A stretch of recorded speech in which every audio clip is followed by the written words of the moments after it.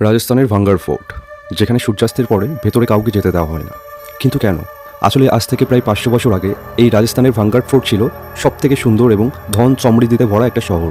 ভাঙ্গার ফোর্টের রাজকুমারী ছিলেন রানী রত্নাবতী, আর তিনি এতটাই সুন্দর ছিলেন যে আশেপাশের রাজারা ওনাকে বিয়ে করতে চেয়েছিল, কিন্তু স্বাভাবিকভাবে ওনার কাউকেই পছন্দ হয়নি। আর এভাবেই একদিন হঠাৎ এক তান্ত্রিকের নজরে পড়েন উনি।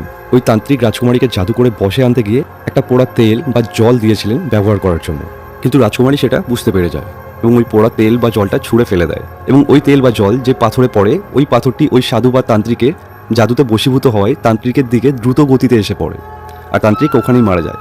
কিন্তু মারা যাওয়ার সময় উনি অভিশাপ দিয়ে যান যে এই দুর্গ একদিন ধ্বংস হয়ে যাবে এবং কারোর আত্মা মুক্তি পাবে না। আর তার কিছুদিন পরেই ভাঙ্গার ফোর্টে শত্রুরা আক্রমণ করে এবং সবাই মারা যায়, আর তার মধ্যে রানী রত্নাবতীও ছিলেন।